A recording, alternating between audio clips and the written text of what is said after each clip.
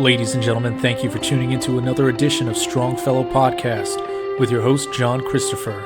Ready or not, here we are.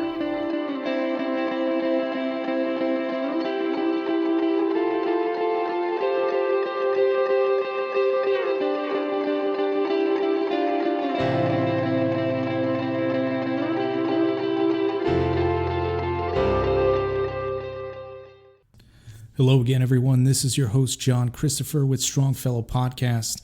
Today we have a very special guest with us, retired United States Marine Major Norberto Colon, and we'll be discussing his time in the military, starting with his decision to enlist, some of the most grueling aspects of basic training, all the way to receiving his rank as major.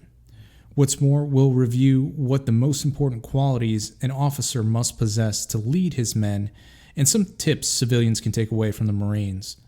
Also, we're going to delve a bit into Major Colon's time during the 2003 Iraq invasion, some of the challenges he's faced while fighting in Iraq. Moreover, we'll be going over U.S. foreign policy as it pertains to the state of current conflicts in other hotspots such as Syria, Afghanistan, Iran, and what he believes the administration needs to do for our forces to win going forward. Major, I just want to start off by saying, first and foremost, thank you for your service to this country. You're someone I've looked up to since I was a kid and have always admired you for putting on the uniform of a United States Marine.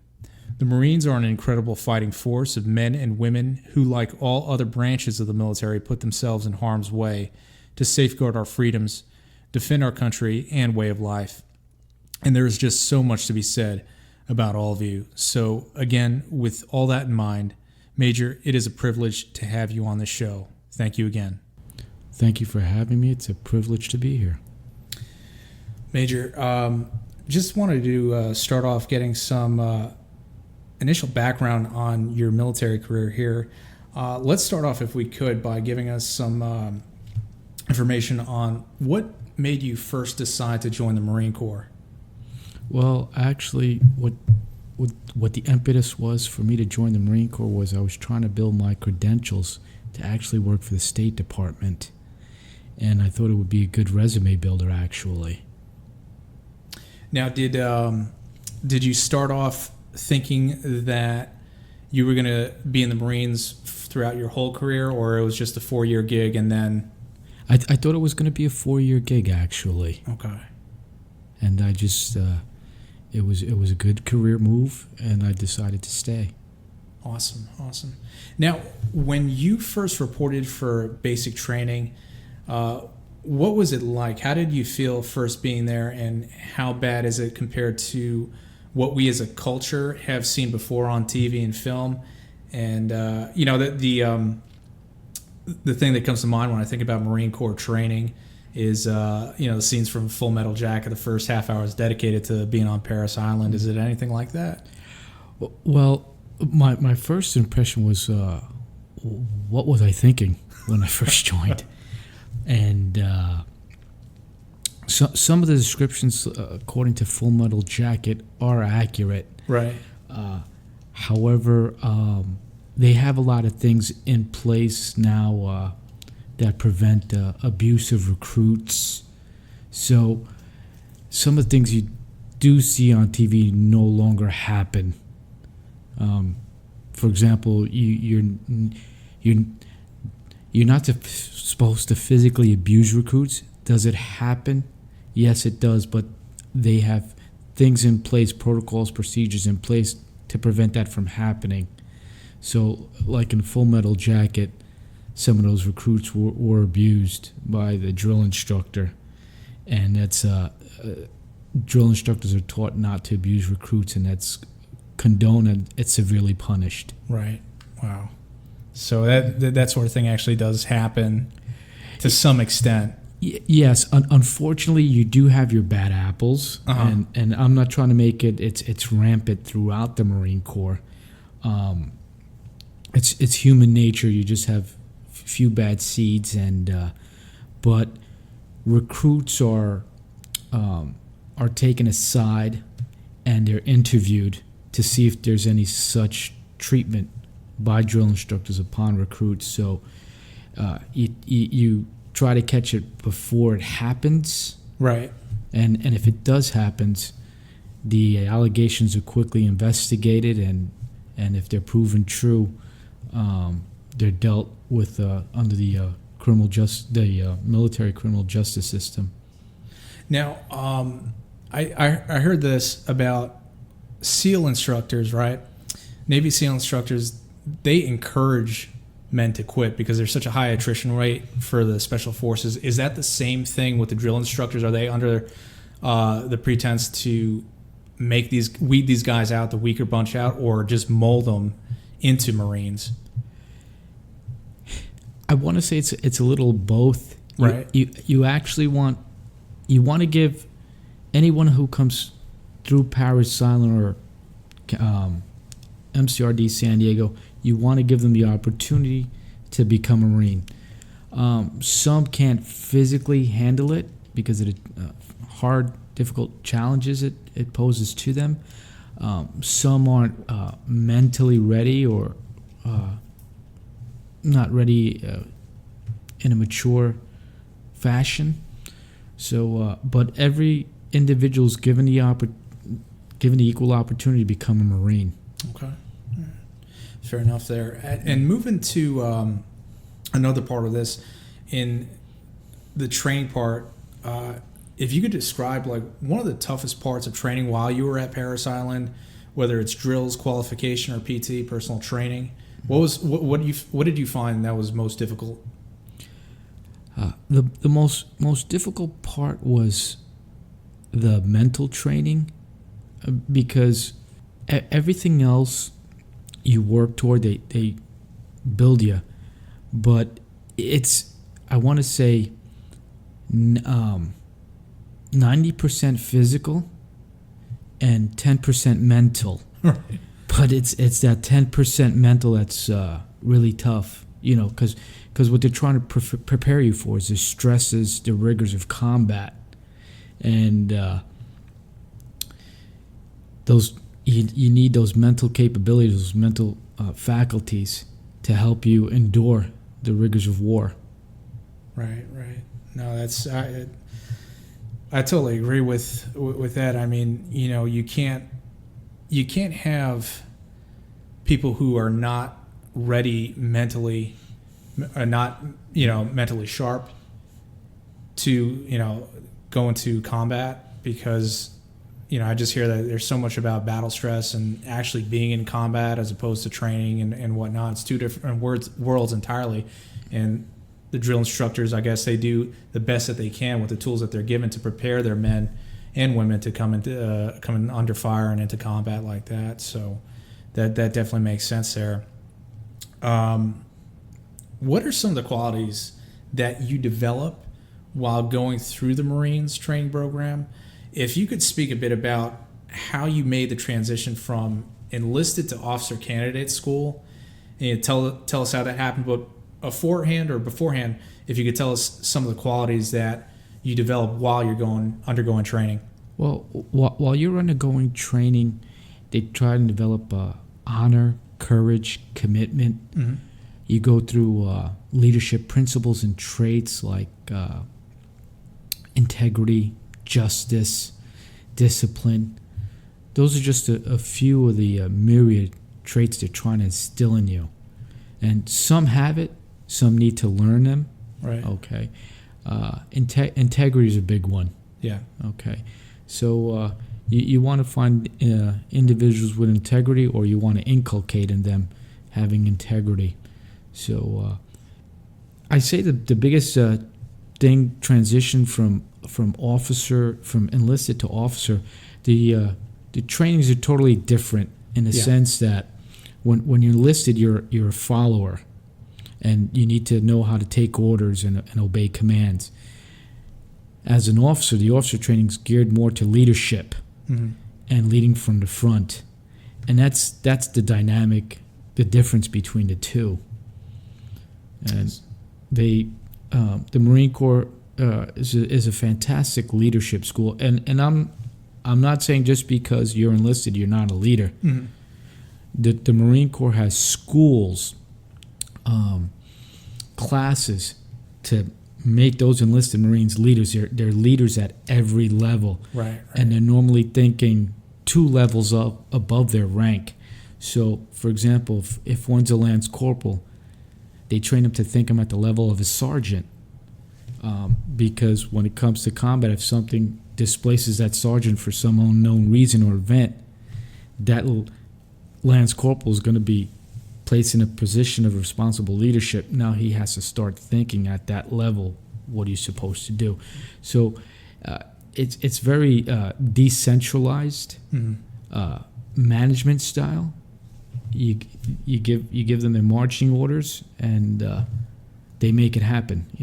They know what the final end state is, but how they make it happen, that's up to them. Right. To accomplish the mission. Now, yours is really a rare case in terms of your military career, starting off from enlisted to going into officer training school. How difficult was that to make that jump from, okay, I'm, I guess, a non-commissioned staff sergeant or sergeant major? That's the highest you can go in the enlisted route, and to becoming a second lieutenant. I mean, how did that happen for you? Basically, with going from the enlisted ranks to the officer ranks, I went through the enlisted commissioning program. After I became a corporal, I was a corporal for about 2 months, and then I got picked up for officer candidate school. And I truly didn't want to do officer candidate school because it's another boot camp. You have to go through boot camp again. Right. And that weighed heavily upon me, but it was like, well, I want to be an officer. And the difference there is it's more physical, more demanding, because again, you have to lead from the front. And it was good. I was thankful that I did go enlisted, because I think that made me a much better officer, because I understood what the enlisted ranks go through. Right. So for me personally, I can't speak for other officers, but I know being enlisted made me a much better officer in my personal leadership style and dealing with my fellow Marines. Nice. Now, what advice can a civilian take away from people who have been Marines?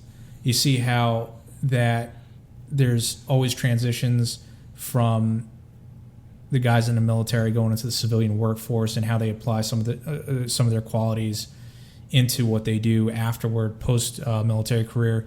What advice would you give to civilians who have never been in the military about what we can learn from you guys and apply it in our own lives? If I was hiring, if I was human resources in a company, I would probably take a person who was in the military over someone just graduating school, because I know they have the discipline, I know they have the commitment, I know they have the ideals, a strong work ethic, and because I've seen that in the military, it instills them. They want to work hard for you. They want to please you. They want to do a fantastic job. And these are young men and women that have experienced stresses beyond normal. Mm-hmm. So I know when it comes to crunch time, they're going to function accordingly. Right. And they're not going to quit. They're able to think on their feet. They're very flexible. So these young men and women make a lot of sacrifices. So they have a certain mindset, a certain culture that you don't find in civilian society. And that's because the military is it's a different culture, right? Because it demands different things. But the young men and women are very good at what they do. They're eager to learn. They want to better themselves.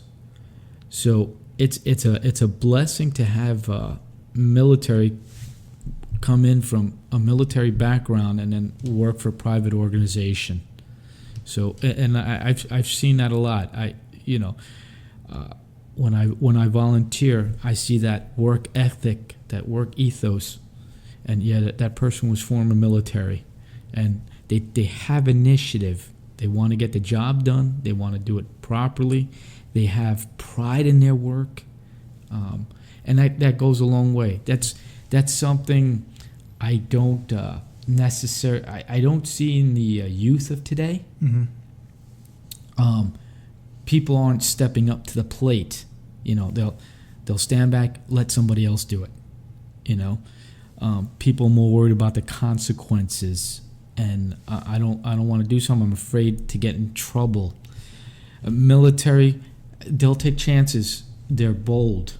Again, and that's part and parcel of that initiative perspective. Right. So essentially what civilians can look at with guys and men and women who've been in the military is that their work ethic is so strong. They have discipline. They take the initiative, and they're leaders. I mean, from the lowest private to, a 3 or 4 star general. I mean, all of them exhibit leadership qualities that we can look to as examples, and try to take that away from it. Would you agree with that statement? Yeah, absolutely. And you have young men and women that are given more responsibility than someone in a civilian workforce would be given, and they're just fresh out of high school. They're 18 years old, and you're tasking them with great responsibilities and asking them to either manage assets or manage money that's far greater to what their equal in the civilian world would be doing. Right. All right. No, that's definitely a fair statement there, mm-hmm. and I totally agree with that. What advice would you offer for those wanting to go into the Marine Corps? What would you recommend they join at this point in time, and why or why not? Okay, it's a Damocles sword with joining the military. You have. I don't want to get too philosophical, too theoretical, but you have your just theories of war, okay? And I'm a proponent of use diplomacy, mm-hmm. Okay? Most people in the military, 9 out of 10 people in the military, even though they're in the military, do not want to fight because they know what it entails. Anyone going into military should weigh the cost, because you do have to make sacrifices, and you do have to make possibly that ultimate sacrifice. Right. Okay, so that's something a person need. Are they willing to do that? Okay, and some folks go into the military without thinking about that reality, and there's a possibility you could die, so. Yeah, they need to think about that. Some of the wars now, you need a strong military. You need a strong defense. The way the world is, people respect power. Mm-hmm. That's the reality of the planet we live on. However, we should use diplomacy, but. Again, there are some wars that need to be fought, some wars that don't.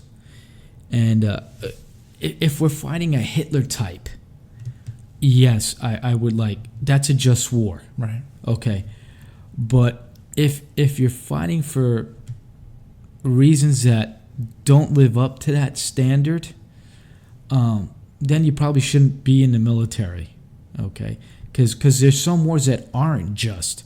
Or there's some wars that can be resolved through diplomatic means. Okay, so that's what I would caution an individual to think about. And in this day and age, it's it's very easy to walk into war if you join the military. Sure. Yeah. I think the chances are greater for war now than they ever have been. And a person needs to weigh that, whether they have a family or if they feel comfortable with the lifestyle that when you join the military you're going to have to go through, because you sacrifice being away from your family, your loved ones. You're in some harsh environments. You don't have that American standard of living when you're overseas, when you're deployed. Right. So it's something. It's not a decision you should make on a spur of the moment, and it's something to be carefully considered and get an opinion from someone who doesn't have an interest. And what I mean by that is, they shouldn't talk to a recruiter as to whether they should join the military or not, because the recruiter has an interest in you joining.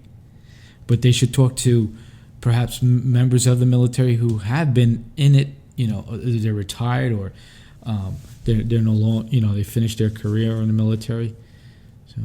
So ultimately, what you're saying is that it should be up to the discretion of the individual to make that choice whether they're going to join the military or not. And going back specifically to the Marine Corps, why the Marines? Why not the Navy? Why not the Army? Or et cetera? Well, when I joined the Marine Corps, it's because I wanted to do embassy duty myself personally. I think, and this is not a slight on the other services, but as far as the Marine Corps does the toughest jobs, and they do it for a lot less.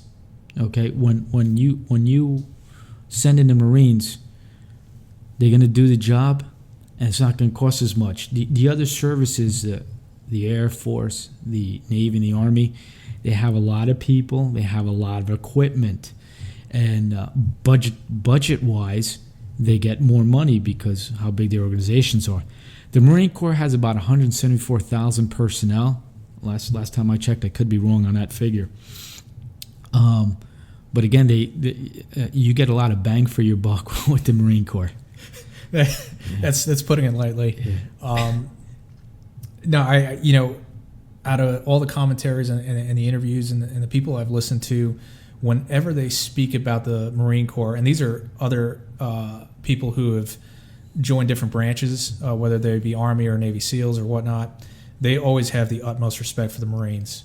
I mean, whenever they talk about the Marines, they say pretty much the same thing that you're saying about their work ethic, about these guys get the job done with less than what the other branches of the military have to work with. Mm-hmm. And, it's just a testament to these guys' personal fortitude and persistence and resilience, especially in combat situations. Mm-hmm. And I think that's why, for me personally, just, mm-hmm. When I think about the Marine Corps, man, they're just like simply mm-hmm. some of the toughest guys out there, toughest men and women out there on the planet, and they know how to get the job done, and I respect the heck out of them because of that. Thank you. You got to understand that the other services, we're all one team, one fight. Right. But we have a particular job to do. Yeah. Within that scheme. And the Navy does a phenomenal job. They're great at what they do. The Air Force as well, and the Army. So my hat's off to them as well. We can't accomplish the mission without them. Moving on to the invasion of Iraq, 2003. So, little historical lesson. 9/11 has just happened 2 years ago. We're under Bush 43, and you guys are getting ready to go. If you could talk a little bit about your experience in Iraq, what did you feel when you first found out you were being deployed for combat? What was that like? Well, first finding out being deployed for combat, the reality of war or the coming of war didn't hit me. It was normal. It was like regular work. And yes, we were busy preparing logistically and getting men and material ready for war, but it the reality of war didn't hit me yet. Even when I was in country, in Kuwait and Iraq, it didn't hit me. When I would say when we were in Iraq and we were told to man the berm, that's when the reality of war actually hit me, that this is for real. Yeah. When you got there, did you or your guys immediately see combat, or was it more like when you arrived, the top guys, the chiefs, were briefing you on the situation, what your specified mission was? If you could walk us through that. Well, first, we got there in October 31st of 2003, and that we got in to Kuwait, and basically that was a staging ground for our personnel and equipment. And then when the war kicked off, we moved into Iraq. We had time to prep. When we first got to Kuwait, it was like soon as we landed, it was like, okay, get some rest. And I believe I had like 2 hours of sleep. Yeah. And it was a continuous marathon of work. We were doing about 16-hour days, maybe. It was, we weren't getting a lot of sleep, I could tell you that. It was you going to bed at 11, 12, waking up at 5, 6, and just preparing things and getting folks ready, staging for the war. First, when you get to Iraq in country, did you have to initially go out on patrol with the guys, or what was your rank at the time? Like, I was a captain at the time. Okay. When I wouldn't call it a patrol per se, but when I was in Iraq, we had to go shopping out in town, and that was kind of a patrol, quote unquote, because we were in a patrol formation, and but we weren't engaging, like looking for certain things. We were just going shopping out in town, and that's how we provided our unit security. And one thing I came away from that is I would always look at a person's hands, and if I didn't see hands, I felt threatened. But if I could see your hands, I was good. And that's something that stayed with me. And that was just a mechanism to keep myself alive. Mm-hmm. And no one showed me that at boot camp, when I was enlisted or officer cat. It's just something, self-preservation. You pick up tricks, and that was one trick. If I didn't see hands, I was on a higher alert personally. Is that something that someone told you, hey, when you're in country, you got to watch these people, what they do with their hands? Or is that something you just learned automatically? It's something I learned automatically, to quell any threat. Because, I mean, in country, you don't have clear identification of who's a non-combatant versus who's a combatant. Guys with cell phones could be threats because they could set off IEDs. They could have grenades, explosives on their person and whatnot. Mm-hmm. So that's totally understandable, and that's, I'd say, really smart. Yeah, to absolutely. Unfortunately, some of these militaries don't abide by the Geneva Conventions, and militaries would dress up as civilians. Mm-hmm. So that was told in our briefing. We had to be careful. You just never know, and you don't want to go home in a body bag. How difficult was it to spot an enemy as opposed to a civilian? Like, was it something like akin to what the guys went through in Vietnam, where they couldn't tell the rice farmers from the combatants? I couldn't tell them. For me, and unfortunately, it's you're an enemy until otherwise. You prove otherwise, and again, that's for my safety, for my personnel's safety. And yeah, we had, for example, teachers come up to us and tell us that there were caches of weapons at the schoolhouse, and they had mortars, ammunition, and you kind of get a vibe if the person's all right. Something, I don't know, something makes, if your hair stands on the back of your neck stands up, you know something's not right. And but nine times out of 10, just on the safe side, to be precautionary, you're an enemy unless I felt different. Right.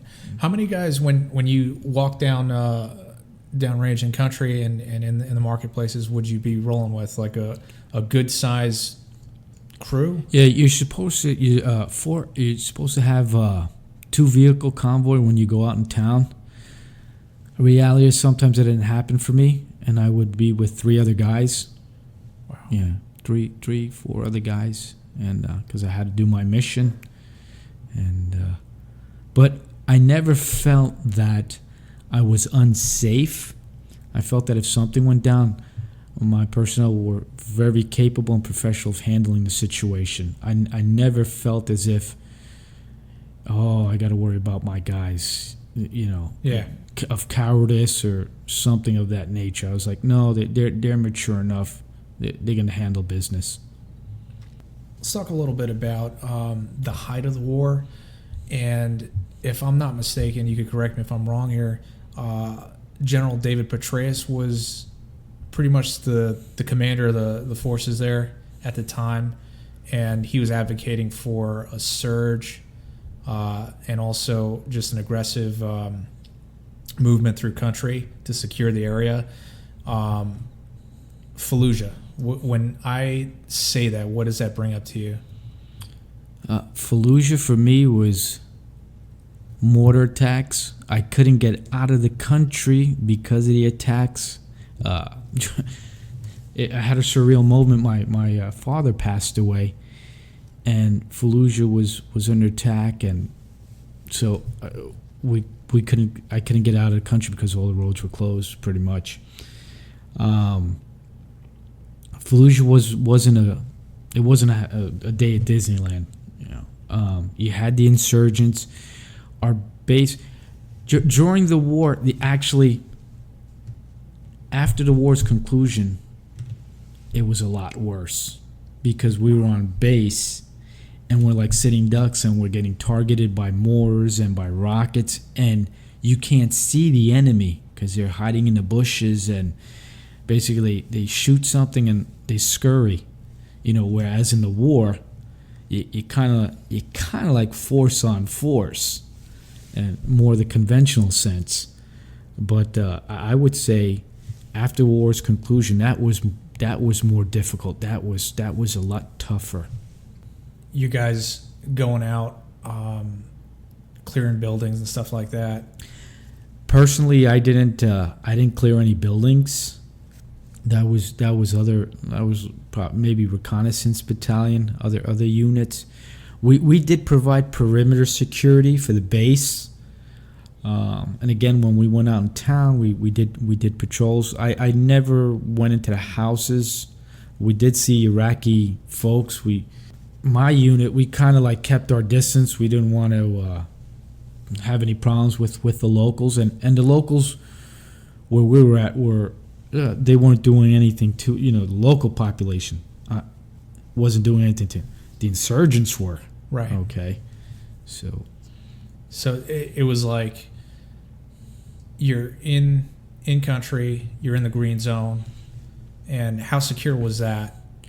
Well, at that time there wasn't a green zone for where I was at. That was more by Baghdad. Okay. And we were 40 miles away from Baghdad, and it was pretty much every day it was raining mortars on our base, and we had folks who worked on Iraqis who worked on the base, and they were being threatened by insurgents. If you don't let us know where certain things on the base, we'll do you and your family in. So these guys were providing information as to where things are at the base, and when they were shooting mortars, wow, they're getting pretty close to the command and control centers of our base. So the mortars and the rockets, mortars more so were a daily occurrence. how did you handle that? How did you guys handle with the mortar fire? Is it just like, okay, guys, we got mortar fire and XYZ, go get them? Or Well, they have units specifically designed that as soon as mortar fire does happen, you send out the units, they triangulate where the fire came from and try and get those guys. As far as the folks on base, and I'm speaking for myself, I can't speak for everyone else. Most of the time people scurry. When you hear a mortar, you get a couple of seconds of time to know that it's coming because you could hear the shots being fired. right. So normally you run for cover, and some people handle the stresses differently. For me, I took it personally as they were personally attacking me, and I would get frustrated, I would get angry. And I've seen people in the heat of battle laugh and wondering why is this individual Marine laughing? But that's their coping mechanism to deal with the stress. And that's one thing when you go to battle, just folks handle the stresses differently, and you got to understand that and how to interpret that. But it unfortunately, and this is sad, that with the mortar attacks, there comes a point where they were happening so frequently, you don't care about it anymore. Mm-hmm.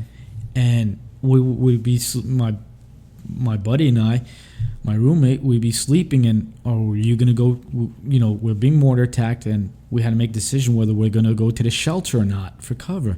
And we're like, nah, I'm not going to get out of bed. I'm going to stay here. If it hits, it hits.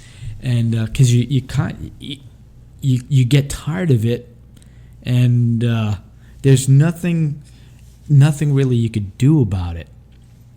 So, and again, that's one of those coping mechanisms. Okay, I'm done.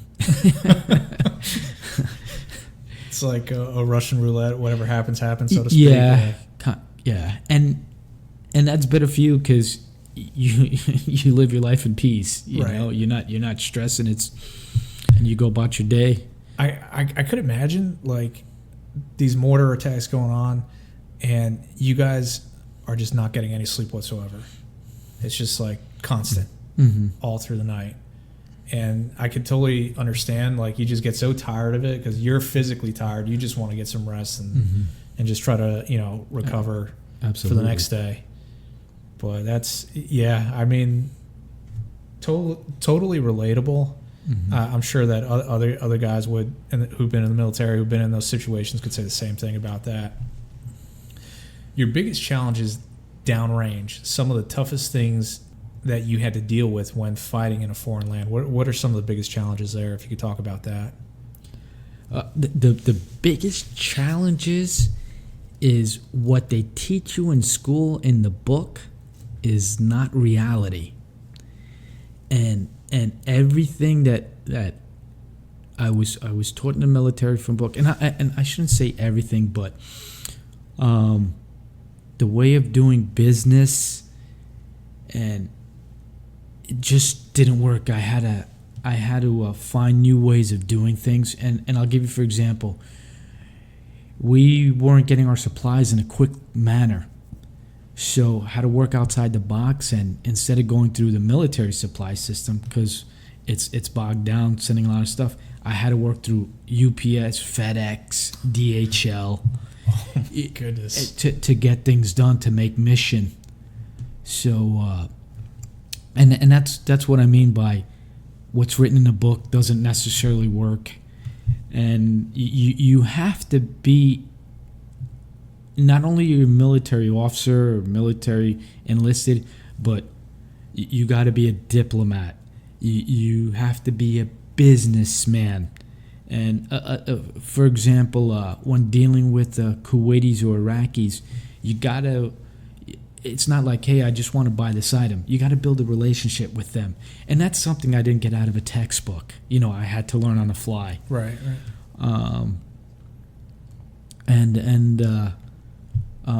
You learn people's strengths, you learn people's weaknesses, and you know who to rely on, and who not to.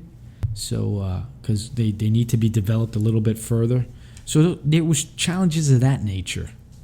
Yeah, Okay. yeah. I mean, going into a foreign land and dealing with people who just are totally, I want to say, antithetical toward your way of living, your way of doing things. Two different spectrums, and to try to meet in the middle when the other party is not willing to really go that route. Absolutely. That could be tough for sure. Mm-hmm.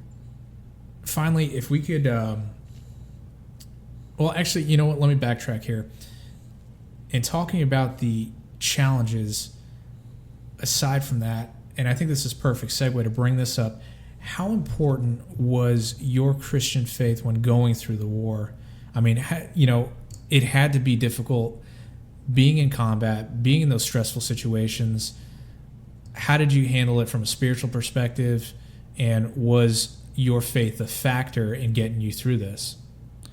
My Christian faith played a big role, and I'm here because of the grace of God, and I thank Him greatly for that, and His Son Jesus Christ, and the Holy Spirit, and God the Father. Because without the Triune God, I wouldn't be here. I think His hand of protection was on me, and looking back, there were several instances where, yeah, He was looking out for me. And for example, we rode into a minefield, and by the grace of God, I'm here, living proof, so was unscathed out of that. When we thought the Iraqis were attacking, by the grace of God, they didn't. And I prayed, and when I was out there, I prayed to keep me safe, and if it was my time to go, to make sure it was quickly, without any pain or suffering. And I prayed for my family back home,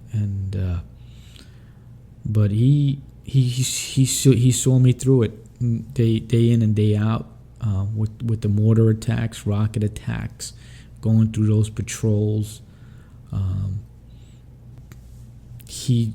He's just a wonderful God, and I'm blessed, and I'm grateful that he watched over me, watched over my personnel, and brought me home back safely. How did other people deal with it? The stress. I mean, was that big that other people had faith in God to see them through, or is it just like, that old saying, that old adage, there are no atheists in foxholes? I mean, did you have guys who were like that, or were the majority of your guys, your men and women, like, clinging to God for? We really didn't talk about religion. I did see folks at Mass, that sort of thing, but we really didn't talk too much about our faith, and I really don't know. I can't speak to them if they were faithful to God and looked to Him for insight. I was very young, and my walk with Jesus Christ, I would say, it was there, but it's something I'm not very proud of. I think my walk with Jesus Christ could have been a lot stronger, mm-hmm. and I'm embarrassed. I'm ashamed to say that. And but as far as the other folks, I can't really talk about them, because we never really discussed it. And also, how actions speak louder than words, I didn't see it. But then I could be wrong, because maybe I wasn't looking for it. Right. Now, finally, some comments on warfare in the 21st century. In your opinion, as someone who's been there, been on the front lines, what are some of the things you think the military needs to improve upon? And how do we stay ahead of the curve in this current century's timeline, where we're going through different situations that could lead to combat? Something that the military needs to do is they have to stay innovative. Okay, have to stay innovative and incorporate new technologies and make sure they're used appropriately and make sure the folks are trained to standard on them. Also, a challenge for the military now is the military needs to be united, because what's happening in American society now is you have issues that are very divisive, and unfortunately, those issues. The military is a microcosm of the United States, and eventually, what's happening in American society will filter down to the military if it's not careful. Wow. And those same divisive issues that are tearing the nation apart could infect the military and do likewise. So the military has to stay focused, has to understand that they protect America. It's not a thing where they just protect Republicans or they just protect Democrats. No, they protect the nation.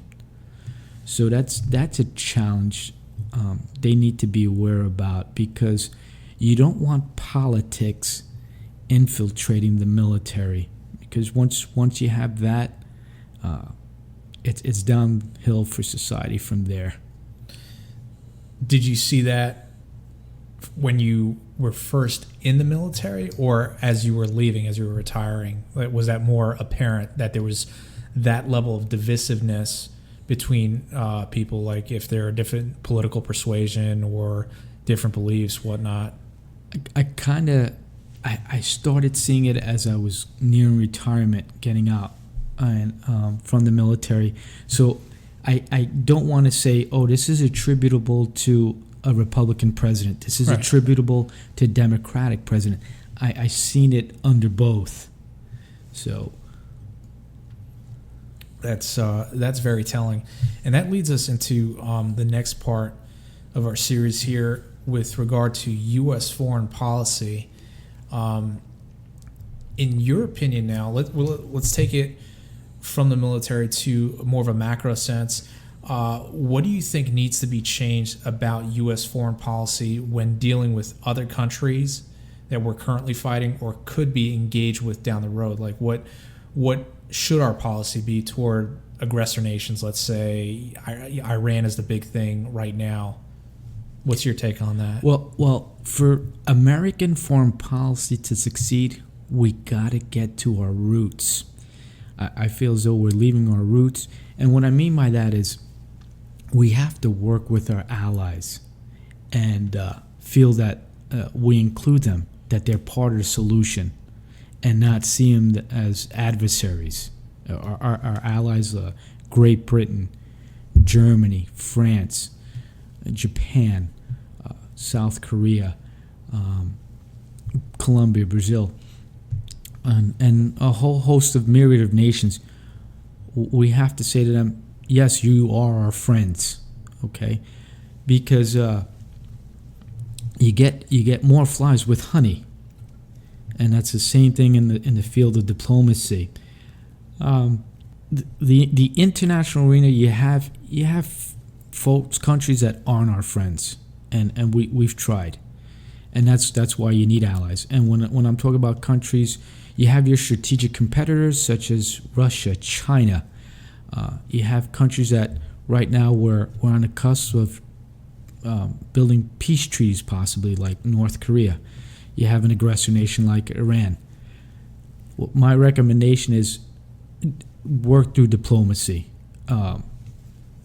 Diplomacy first and foremost, because the alternative is horrible. America shouldn't send its sons and daughters to die unnecessarily. So I say that the biggest challenge for us as the United States is Iran right now, and they're fomenting a lot of trouble in the Middle East. They're working through proxy groups like Hezbollah in Lebanon, Hamas in the Gaza Strip. They have the Houthis in Yemen, and they have the Popular Mobilization Fronts in Iraq, which comprise over 40 Shia militia. So you have a game of empire going on, and unfortunately, we're caught up in that. But we got to bring in Iran to the community of nations. They have to act like a normal nation, and they have rights and responsibilities. So I hope that, but hope isn't a plan, but that these countries sit at the table, talk peace, and try and work out a solution to the problems, because a lot of folks are going to pay the price. What the United States needs to do is go back to its values, meaning a lot of folks looked up to the United States, and we're the champion of human rights and democracy, and we're no longer that. So, and we were the leader of the free world, and countries are looking elsewhere for leadership. The European Union is considering having their own military. Right, I heard okay. that. So, we've lost a lot of friends. We have to work with our allies and our non-allies alike, and we have to make some compromises. That's what diplomacy is all about. It's about give and take, and we got to leave this place better than we found it, for our posterity. Yeah, definitely. What lessons can the U.S. draw from the wars in Iraq and Afghanistan? What could we take away from that and potentially be more efficient in the way we go about upcoming conflicts or whatnot? Well, the big thing about the wars in Iraq and Afghanistan, you have to see what these people want. You have to empathize with them and see it from their perspective and gain an understanding, and then you could come out with a plan that's better suited. We need to understand their cultures, because we're coming from our perspective of Western society, and that may not suit them. So it all comes down to understanding and getting to know them. And you can't do this on a government to government basis alone. It has to start at the individual level and work from there. And what I mean by that is exchange programs with citizen to citizen groups, that sort of thing. Because the knowledge base isn't there where we're going to understand each other. We have to meet face to face, know what these folks are going through, what they require, what they're looking for, and then take it from there. How difficult is it to connect with the Iraqis or the Afghanistan people from a local to a government level? Because, I mean, from what I've seen and studied and researched on my own, I mean, these people just want nothing to do with us. And how do you negotiate with them if they're like, leave us alone, you're invading our land, and we want absolutely nothing to do with what you're offering? What's the recourse then? Well, you do your best. Afghanistan and Iraq are both sovereign nations, okay? And if they don't want anything to do with you, you have to respect that as they are sovereign nations. But you would hope that in the international arena, you do have relations. And again, it's just today's nations are interdependent, so there's really no nations that can go at it alone. So you're kind of forced to have to interact with one another. So it's just a matter of comprehending each other, just sitting down and talking with one another, understanding each other. And again, it's all about the empathy. You do have some folks, some bad apples out there, and some folks you're never going to please, unfortunately. But your main mission is find those folks that you can work with, and to help both societies.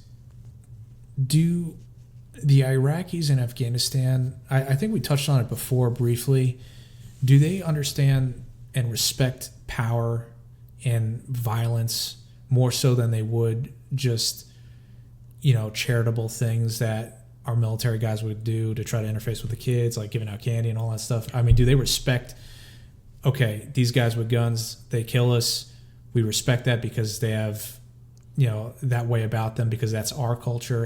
Have you seen that, or what's more effective in their eyes? Yeah, unfortunately, countries like Afghanistan and Iraq, they only respect power, and it's part of the cultural dynamic. And but that doesn't mean that they can't learn. Mm-hmm. They just have to be taught a different way. Right. Okay.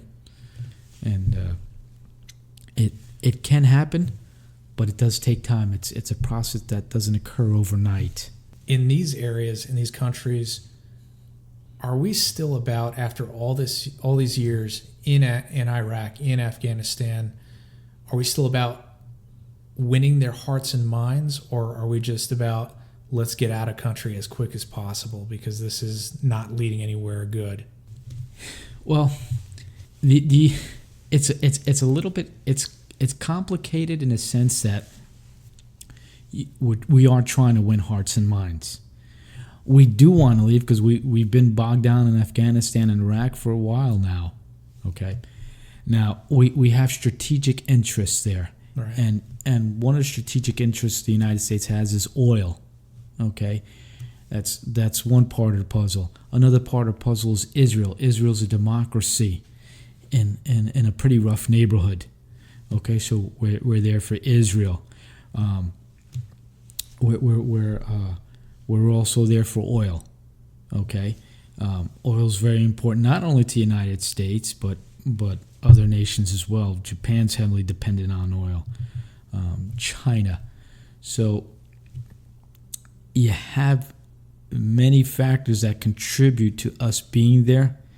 So it's not necessary like if you fix one area, we're going to leave. Right. So Afghanistan is a graveyard of empires. I want to say Britain, the British were there. They failed.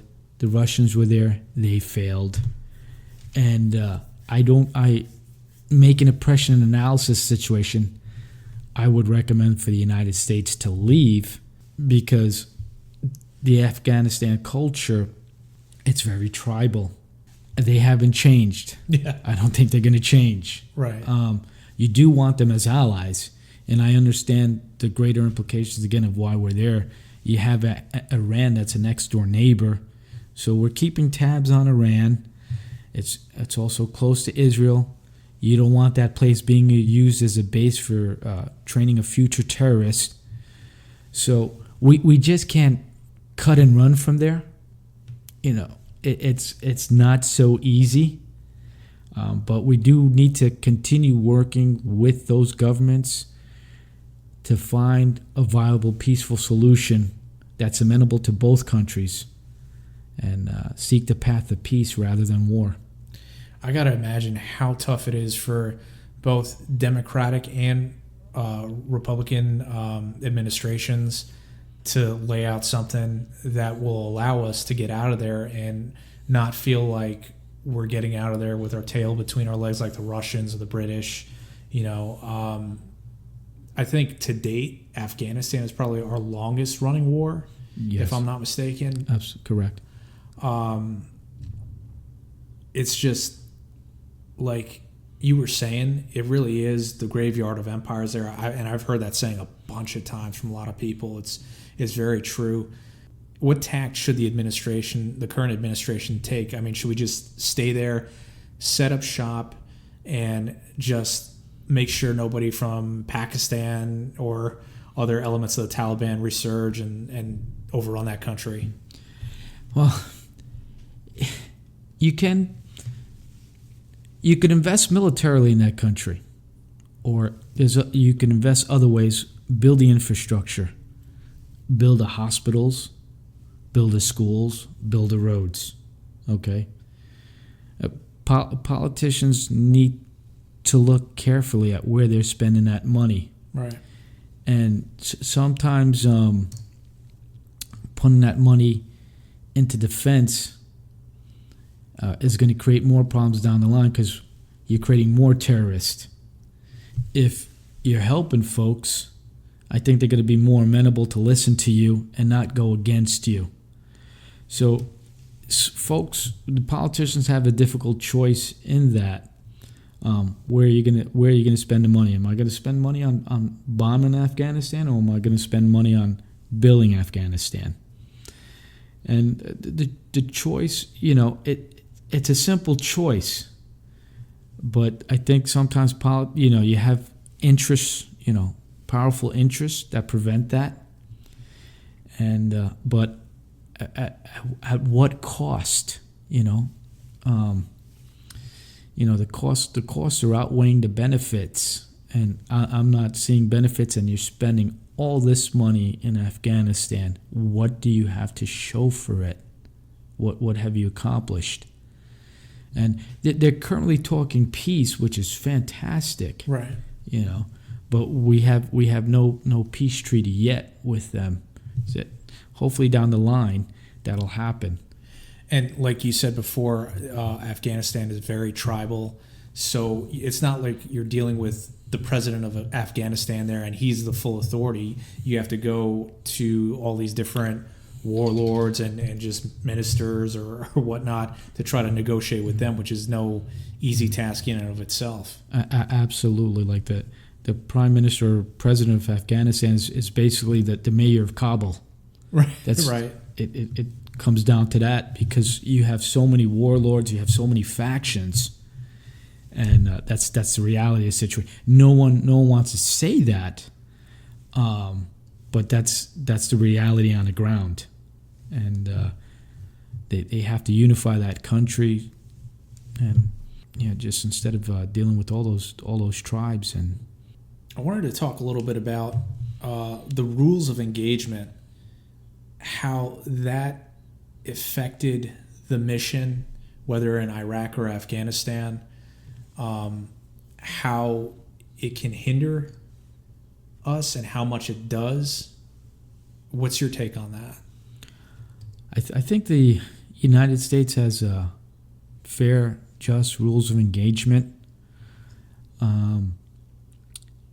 It allows us to do our job, and also it's part of that package of winning hearts and minds. Mm-hmm. Do things happen? Yes, they do. But there's procedures in place with those rules of engagements. And obviously you've seen on the news some contractors or military personnel just shooting up vehicles. And unfortunately there's problems where miscommunication, the person doesn't stop. But on the other hand, the military personnel is thinking that person's a terrorist, and they get shot, and that creates deep political implications on both sides and bad feelings, to say the least. But the United States does do a tremendous job as far as teaching rules of engagement. They give their personnel cards. This is what you can shoot at. This is what you can't. So the personnel aren't going out there blind and making up their own rules and regulations. Well, I'm going to go out and shoot somebody today. You do have your folks that don't listen. They disobey, undisciplined. Again, that's the reality. Unfortunately, you got to deal with those people who don't pay attention. But the rules of engagement are robust to allow U.S. military personnel to defend themselves, okay, adequately. So, and also, they're not only there to defend themselves adequately, but that's also for the host nation that they're dealing with and the civilian population, so they don't shoot someone unjustifiably. Yes. Yeah. Were they different? Were they radically different under Obama than they were under Bush, or was it the same thing? Because I've been hearing different sides of this, of the story, that you couldn't shoot anyone who wasn't shooting at you first. Like people could have AKs slung over their shoulder and you'd have to wait until they take action against you. I mean, was that under Bush or Obama? Yeah, it was pretty much don't shoot unless you're being shot at. You want to avoid problems, and you never shoot warning shots. One thing they teach us in the military is you never shoot warning shots because that's giving them a chance. And when you use deadly force, you mean business. So the military is trained not to use warning shots. I didn't see any change between Bush or Obama as far as rules of engagement. I can't speak to that with any knowledge. Switching gears a little bit to your opinion on how we dealt with ISIS in Iraq and Syria from the prior administration to the current one. What's your take on that? How we've handled ISIS? With ISIS, I think the United States could have prevented that, and I fault the United States in that. Looking at what President Bush did, all the folks who were following Saddam Hussein, those are the guys who became ISIS and all that. So and this is my own personal opinion. Those guys, whoever was in power, they would have followed. So if it wasn't Saddam Hussein, those guys would have followed whoever it would be. What you needed to do was co-opt those guys and bring them into the system, and they would have been okay. But now you have this former military that used to be under Saddam. Now they become ISIS. Well, of course they're going to become ISIS. You just threw them out of work. They got nothing to do. They have high unemployment. Well, you got a foreign power in their country. They're going to go after the foreign power. The administration should have worked with the Iraqi government, even because basically it's something of retribution, and we had to take an approach akin to Japan. Even though we dropped a bomb on Japan, we built them back up, and we went after some high level individuals responsible for the war.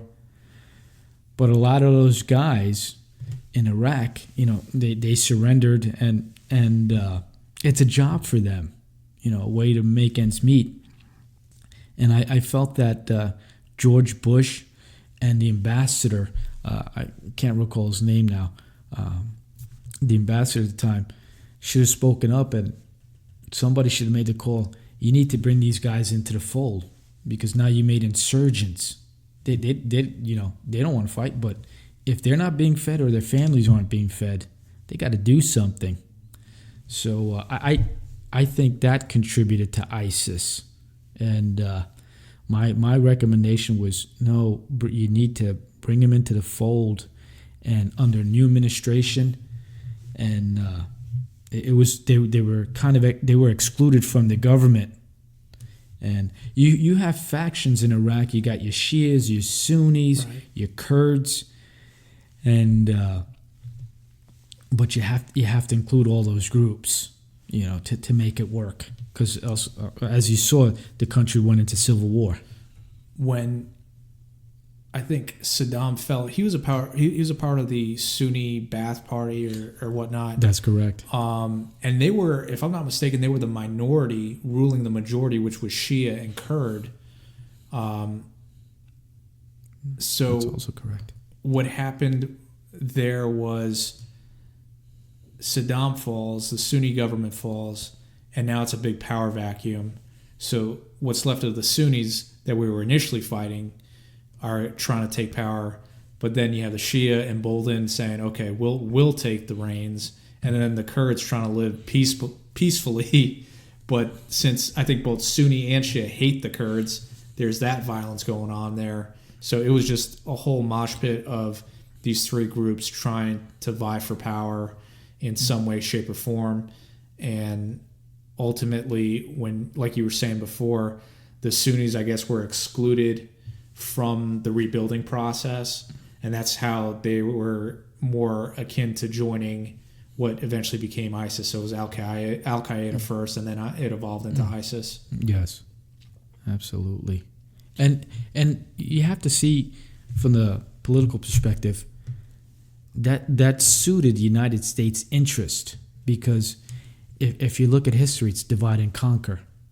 Okay, what's over there? You got oil, and you got major players looking to get their hands on that oil. Not only U.S. companies, you got British companies, French, Chinese, Russian. You have all that. But if you look throughout history, it's the same strategy: divide and conquer. And if they're fighting, it makes it easier for folks to get the goods, the resources. Right. So it was to our benefit. And this is not something I'm making these points up. This is factual history. You go research. You take a look at the meetings that Vice President Dick Cheney had prior to the war, talking with oil company executives about how to divvy the spoils. Yeah, well, he definitely had a vested interest because he was Halliburton. Yes. So yes.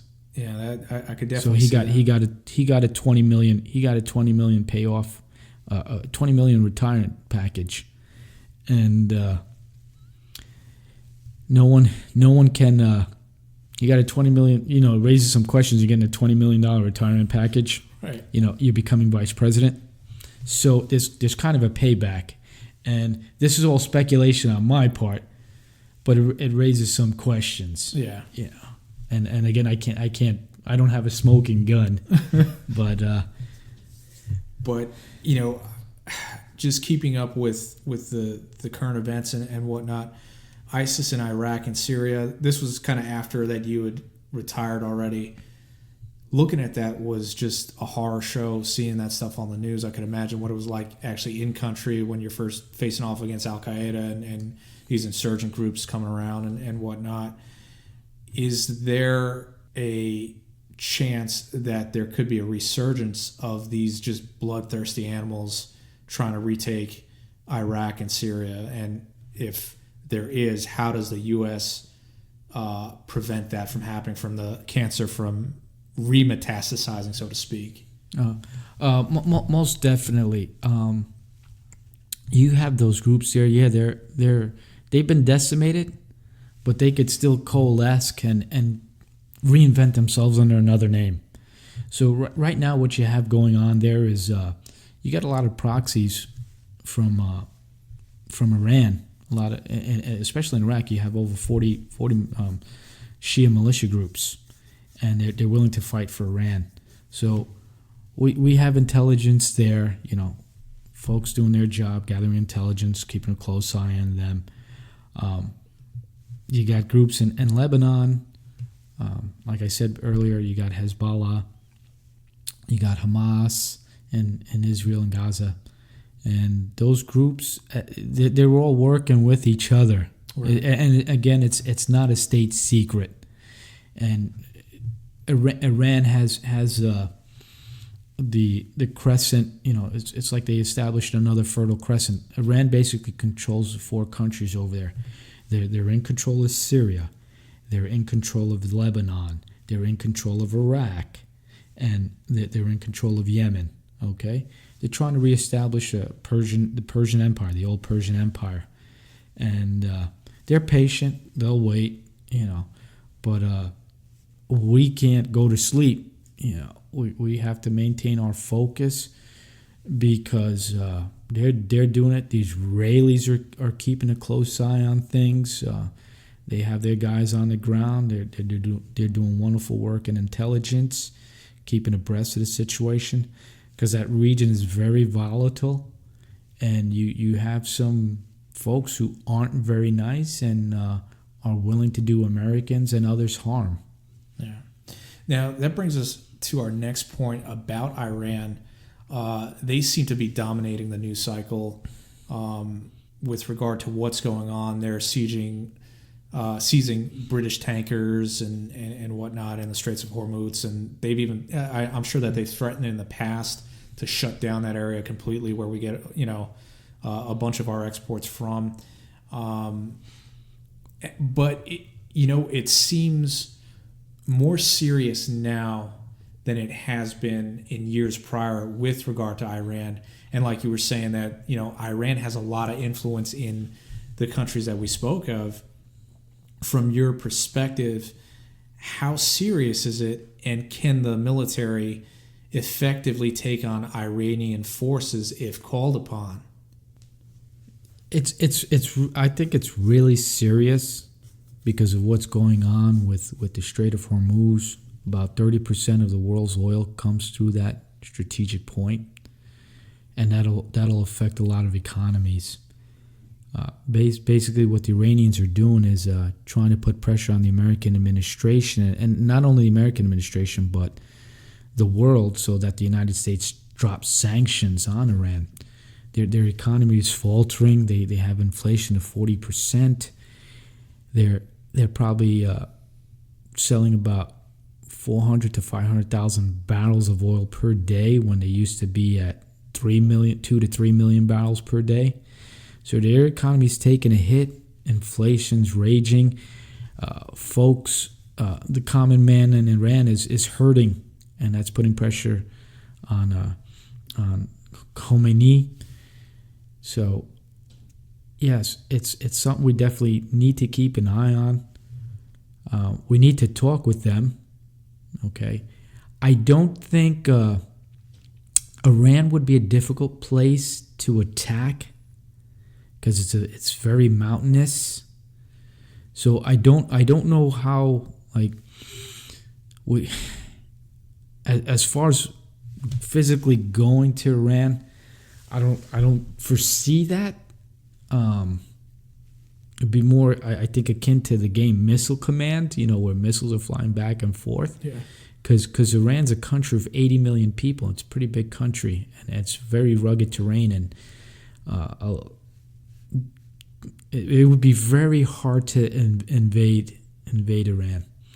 Okay, so as far as having boots on the ground, but that's something, like, if you're going to go to war, you need to have boots on the ground, because no country's ever conquered without boots on the ground. You cannot fight a war with just air power alone. Okay. Iran is a terror. And it's not just for the United States. Saudi Arabia says it's a terror, and they got stuff to back it up. The Iranians are involved in so much terrorism through proxy groups and financing. And again, it's not state secret. It's open source. You go on the internet, you could research this stuff yourself. But Iran needs to be stopped, and they need to become a normal nation, and they're not doing it. The news cycles back a few years ago, I remember that there was one point in time where they were depicting and showing an uprising in Iran's own people, where there was a chance that they could have probably deposed their government had we backed them and supported that. I firmly believe that probably could have happened. You know about the Arab Spring over there, and yes, and all these uprisings. Iran was a part of that. And I'm wondering if that's coming back to bite us, that we didn't take action, not overtly, but covertly, or we didn't have more of a say and more of a sway in backing these people who wanted to depose their tyrannical rulers, like Khomeini. Now, I think, from just a personal opinion and perspective, Iran is a whole different animal when compared to Iraq or Afghanistan or Syria, because looking back at history, they're known as the Persian Empire. These guys are not one to really lay down like the other countries would. It's not that it's less difficult for the other countries to fight, but these guys are 100 times more resilient than the wars we've been involved in with Iraq and Afghanistan, and they're formidable in what their technology is. the weapons that they have on hand, the personnel, the people.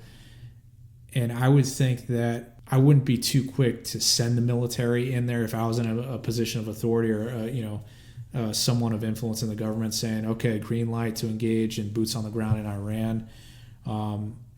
I would work from the position that if Iran steps out of line and tries to maybe invade Israel or invade, some other place that we have strategic interest in, that's when the gloves would come off, so to speak. Would you agree with that? Or? Yeah, absolutely, 100%. The administration, Trump administration, has made it clear what the red lines are, and they've stated through Pompeo, Secretary of State, and National Security Advisor John Bolton, that these are red lines. You attack our interests, our personnel, our allies, we're coming after you, and it's in no uncertain terms. So definitely, and Iran is a formidable power. Yeah, you're absolutely correct. So hopefully it doesn't come down to that, because both sides are going to be hurting. You think that the military is ready to act in the event that they're called upon to engage with Iran in a conflict? Yes, they're always ready, 24/7. As far as the American public's concerned, they don't have to fear one way or the other. Our young men and women in the United States military prepared. They're ready to do their job, most definitely. And that's really assuring. And I see it from a certain perspective as a civilian, but the parents of a son or daughter who's potentially going into harm's way, I really feel for them. And I don't know what they go through on a personal or emotional level, but speaking just from my perspective, I'm tired of seeing our guys going off to these foreign fields, these foreign adventures, and just engaging in conflicts like that. And I think the majority of the American public is tired of seeing war. But, it's also good to know that, hey, our guys are ready to act in the event that it comes down to it, which is really a comfort too. It's, getting back to Iran, who do you think are the major players behind Iran? I think it's obvious, but from your perspective, like, who's backing them in the sense that we're not too quick to engage in a fight with Iran? Well, some of the key players with Iran would be Russia. Russia's an ally of Iran. They're supporting them in Syria against, not against, but for Assad, Bashar al-Assad. The Russians, you got to keep in mind, the Russians have their own interest. So they'll support Iran up to a certain extent. And what I mean by that is, for example, Russia is permitting Israel to go attack Iranian bases in Syria, and Russia's not attacking back. And so Russia's going to take care of Russia is basically what I'm saying. Right. When the day is done, Russia's going to look after its own interest, but Russia and Iran are strong allies. And China assists Iran. Recently, Iran discovered a CIA network through computer. It was on a computer network, and they shared the information with China. So that shows you their ties. Iran works with North Korea, with Venezuela. So a lot of authoritarian regimes work with Iran. Tell me who tell me who your friends are, and I'll tell you who you are. Right. The old adage. Well, that's Iran. So birds of a feather flock together. But as to how far these countries are committed, if they would come to their help, to their aid, I can't predict that. I don't know what their red lines are for Russia. Again, right now, Russia has S-400 systems in Syria, but they don't use them against American planes. They don't allow the Syrians to use them against American planes when the U.S. is attacking Iranian bases in Syria. And that's because the Israeli Air Force is so good that they probably would take out those S-400 weapon system, and that wouldn't be good for Russia's defense industry because they wouldn't be able to sell them then. Right. So, taking a look for that from that dynamic, Russia is taking care of itself. Policy and business make strange bedfellows is what that would be, right? Most definitely. So, I mean, there's going to be a lot to watch out for, with Iran's next moves, what that could entail, and what we're going to do in response to that. You just saw yourself that recently we shot down one of their drones. They shot down one of ours, a tit-for-tat thing. But it could escalate really quickly. So that's something to watch out for. And but all that aside, I just want to take the time, Major, to thank you for coming on the podcast and just giving some insight as to, your military background and also, your take on foreign policy here and the challenges of the current state of, our world when it comes to warfare and whatnot. So again, thank you for your service to our country, and thank you for being on here again. Oh, thank you, and it was my pleasure. Awesome. All right, guys, you've been listening to another edition of Strong Fellow Podcast with your host, John Christopher. And until next time, ready or not, we'll see you then.